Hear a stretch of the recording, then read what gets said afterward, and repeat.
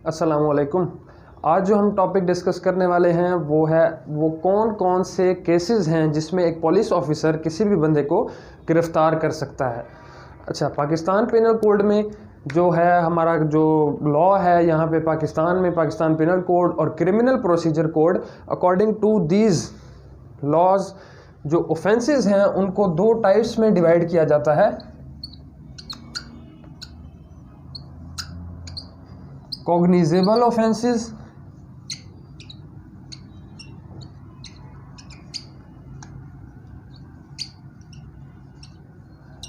और non cognizable offences. अच्छा, normally अगर किसी पुलिस ऑफिसर ने किसी बंदे को गिरफ़्तार करना है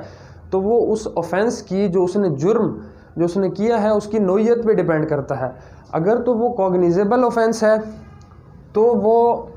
उसको डायरेक्टली गिरफ़्तार कर सकता है, लेकिन अगर किसी बंदे ने नॉन कॉग्निजेबल ऑफेंस कमिट किया है तो इस केस में उसको परमिशन दरकार होगी। और वो परमिशन कौन देगा? जो उस स्पेसिफिक पुलिस स्टेशन का जिसके अंडर वो पुलिस स्टेशन आता होगा, वो मैजिस्ट्रेट, उस इलाके का जो मैजिस्ट्रेट है उससे उसको वारंट लेना पड़ेगा नॉन कॉग्निजेबल केस में, तब वो उसको गिरफ़्तार कर सकता है। अब हम थोड़ा इनको डिस्कस करेंगे कि कॉग्निजेबल ऑफेंसेस कौन से होते हैं और नॉन कॉग्निजेबल ऑफेंसेस कौन से होते हैं।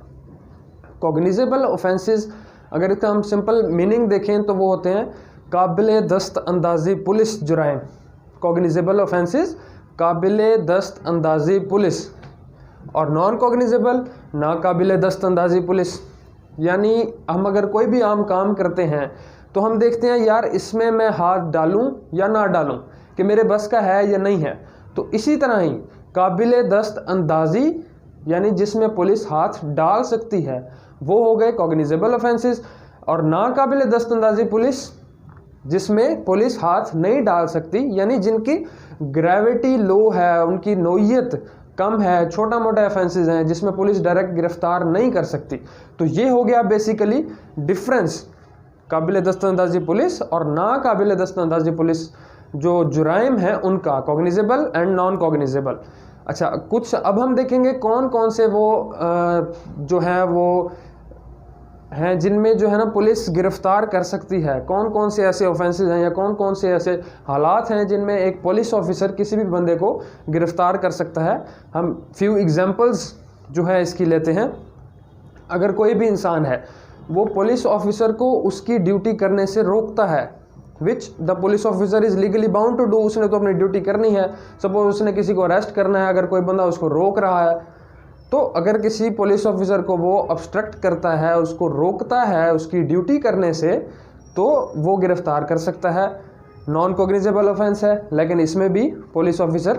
एक गिरफ़्तार कर सकता है। इसी तरह अगर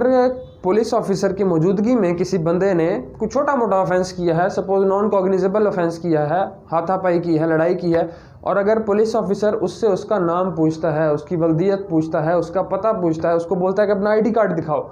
और वो दिखाने से मना कर देता है, पुलिस ऑफिसर को उल्टे जवाब देता है, तो इस केस में भी एक पुलिस ऑफिसर जो है उस बंदे को गिरफ़्तार कर सकता है। दूसरा केस जो है वो ये कि अगर कोई प्रोक्लेम्ड ऑफेंडर है यानी इश्तिहारी मुल्ज़िम, उसको जो है वो मैजिस्ट्रेट के वारंट के बगैर ही गिरफ़्तार कर सकता है,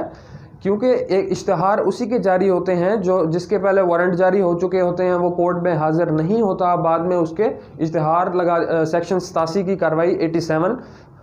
CRPC जिसके खिलाफ ये कार्रवाई हो चुके उसको डिक्लेयर कर दिया जाता है प्रोक्लेम्ड ऑफेंडर यानी इश्तिहारी मुल्ज़िम। उसके खिलाफ भी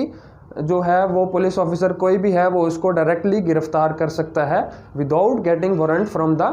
मैजिस्ट्रेट। इसी तरह अगर कोई फ़ौज से भागा हुआ है, डेजर्टर फ्रॉम द आर्म्ड फोर्सेस, तो उसको भी पुलिस ऑफिसर जो है वो विदाउट वारंट गिरफ़्तार कर सकता है।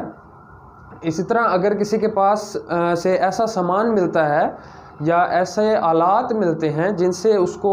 फील हो पुलिस ऑफिसर को, या इस किस्म के वो आलात हैं कि जिससे वो किसी का घर तोड़ सकता, ताले वगैरह तोड़ सकता है, किसी के घर वगैरह तोड़ कर घुसने का सामान हो किसी की अगर पोजेशन में, और अगर उसका वो लीगली जो है वो जवाब ना दे सके कि उसके पास क्यों मौजूद हैं। देखें, अगर कोई है ही लॉक मास्टर, उसके पास तो आलात होंगे, उसके पास लीगली वो सर्टिफाइड होगा, तो اگر کوئی یہ کام نہیں کرتا اور اس کے پاس پھر بھی اس قسم کے آلات موجود ہیں تو اس کے پاس اسپیسیفک اس کا جواب نہیں ہے لیگل کہ بھئی اس نے وہ سامان یا وہ آلات کیوں رکھے ہوئے ہیں، اس کیس میں پولیس آفیسر اس کو گرفتار کر سکتا ہے۔ اسی طرح اگر کسی کے پاس سے جو ہے وہ چوری ہوا سامان، چوری کا مال کسی سے برآمد ہوتا ہے تو اس کو بھی پولیس جو ہے گرفتار کر سکتی ہے۔ چور تو علیحدہ اس کی سزا ہو گئی، سپوز اس نے خریدا بھی ہے لیکن اس کی پوزیشن میں سے تو ملا ہے نا ہمیں، جس کی پوزیشن میں سے اسٹولن پراپرٹی ملے گی اس کو جو ہے وہ پولیس گرفتار کر سکتی ہے۔ اسی طرح اگر کوئی ایسا اوفینس ہے جو ایک بندے نے سپوز ابراڈ، دبئی میں، امریکہ میں، کینیڈا یا کسی بھی ملک میں اگر وہ اوفینس کمٹ کر کے آیا ہے اور وہ اب پاکستان میں ہے، اگر اس اوفینس کی پاکستان میں سزا ہے تو وہ پولیس آفیسر اس کو، کیونکہ باہر بے شک کمٹ کیا ہے لیکن وہ اس کو پاکستان میں بھی گرفتار کر سکتا ہے۔ اسی طرح ایک پولیس آفیسر کو اگر کوئی اور پولیس آفیسر ہے کسی علاقے کا، وہ بندہ اس علاقے کا ہے، اس کے پاس اگر اس کو گرفتار کرنے کی جو ہے اتھارٹی موجود ہے تو وہ اپنے کسی جونیئر کو، یا وہ جس فار ایگزامپل وہ بندہ ہے لاہور کا لیکن ابھی فی الحال ملتان میں اگر بیٹھا ہوا ہے تو وہ ملتان کے کسی پولیس آفیسر کو ایتھورائز کر سکتا ہے۔ ایتھورائز بیسیکلی کون تھا؟ لاہور پولیس آفیسر، لیکن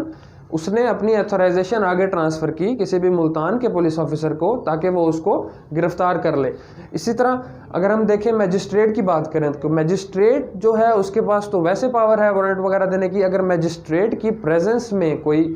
اوفینس کمٹ کرتا ہے کوئی بھی بندہ تو میجسٹریٹ بذات خود بھی اس کو گرفتار کر سکتا ہے۔ اور نارملی ہمارے مائنڈ میں کوشچن آتا ہے کہ کین اے پرائیویٹ پرسن، کو عام جو شخص ہے جیسے آپ اور میں،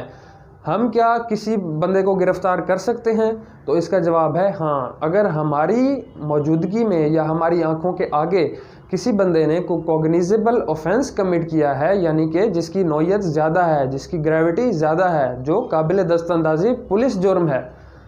قتل کیا ہے یا کسی کو ہرٹ کیا ہے، فائرنگ کی ہے، تو ہم اس کو پکڑ کے بٹھا سکتے ہیں۔ ہم اس کو کیا پولیس کے حوالے کرنے کے لیے فوراً اس کو پولیس کے حوالے کر دیں گے، جب تک پولیس نہیں آتی ہم اس بندے کو پکڑ کے بٹھا سکتے ہیں۔ تو اس طرح ایک پرائیویٹ